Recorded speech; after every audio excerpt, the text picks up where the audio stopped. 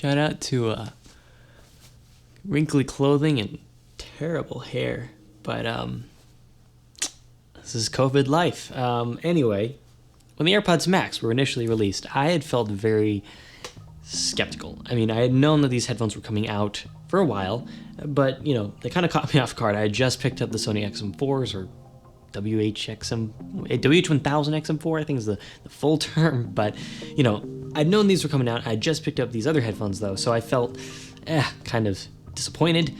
But of course, the price shocked me. I expected more around $350, maybe $399, $400-ish, but $549 is quite a steep price. But since I hate financial responsibility, I bought them, and now it's been about a month since they've come out, and I'm glad I waited before doing my review because my thoughts have changed on them over time, and I think that's very important. So let's get into this review, talk about this.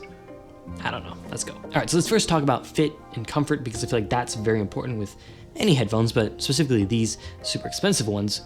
What you gotta understand is these are very heavy headphones. They're made out of metal, so they're just heavy. And instead of putting all that pressure on the top of your head, they're gonna clamp down on your ears a little bit more than most headphones. And this is called clamping force. And for most people, or a lot of people, I should say, this is just fine. It doesn't hurt. It's just like wearing normal headphones. But for other people, and there are a good number of people who are like this, they are to the point where they're pretty uncomfortable.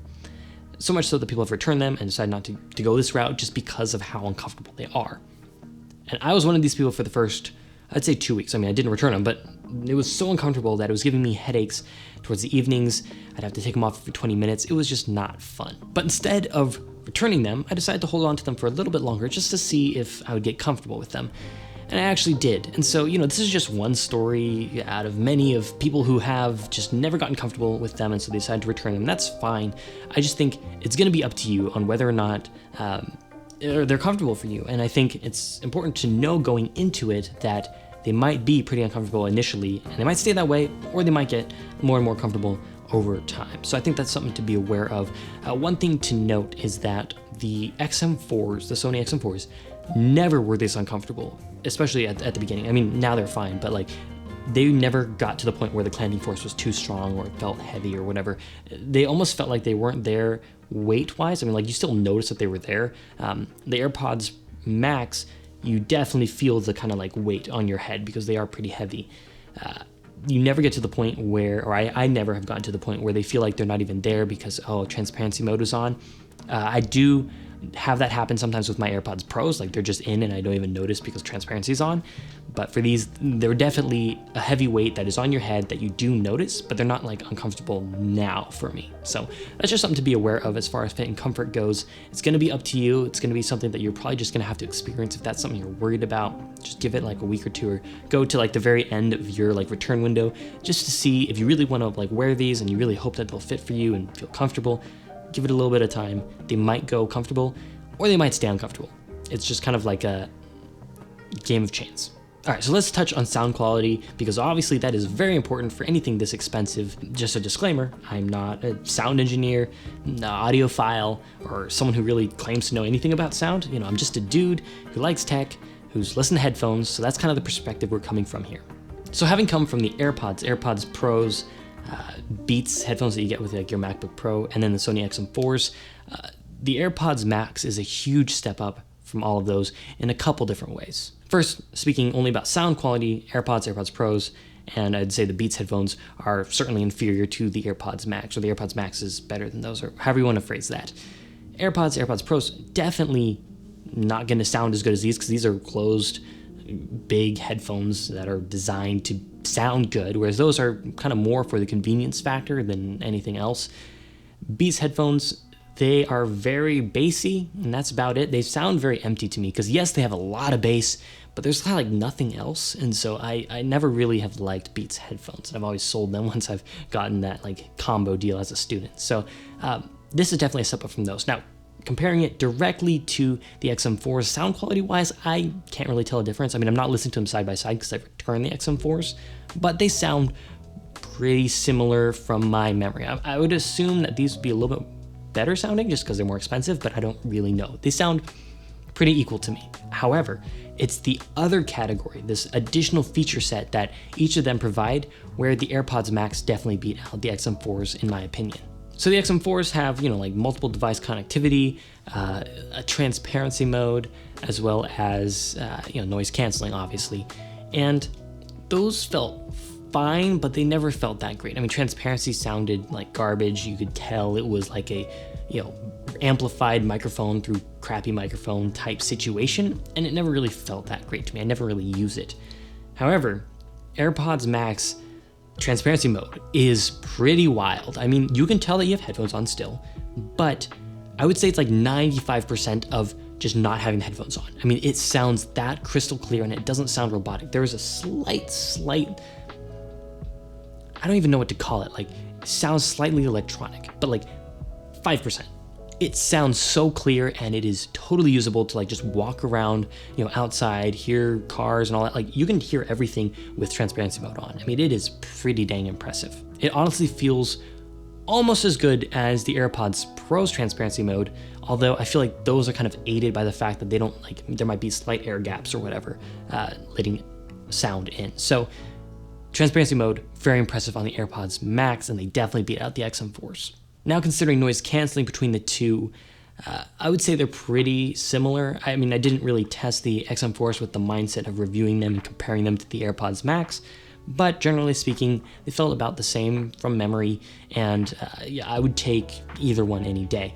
However, the AirPods Max doesn't seem to cancel out like YouTube videos in the background. Like, my girlfriend was watching some YouTube video out loud because she doesn't like using her AirPods or whatever. Probably because she doesn't have AirPods Max, huh? Anyway, I let her use them sometimes. Anyway, she was watching the YouTube video behind me and she was playing it out loud. And I turned on noise canceling because I was working, and I noticed I could still hear the YouTube video.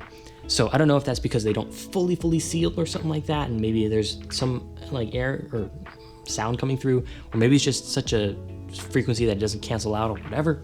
But that was one thing I noticed, it didn't really cancel out. But overall, it cancels out pretty much anything, and so they sound fine, and I'd be just fine using these out like in public or whatever. Not that we go out in public because of COVID, but you know what I'm saying.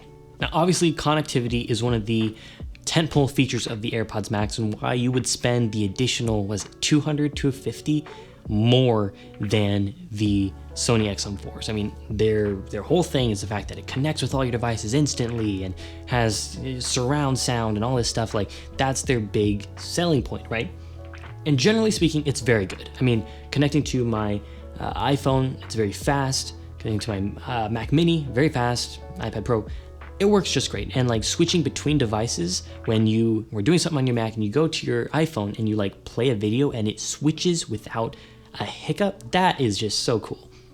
However, sometimes it doesn't do that. Sometimes it stays connected to one device or the other. So given the fact that it doesn't work 100% of the time, it's a little annoying, but generally speaking, being able to connect them so quickly, overall, 90% of the time, is pretty nice.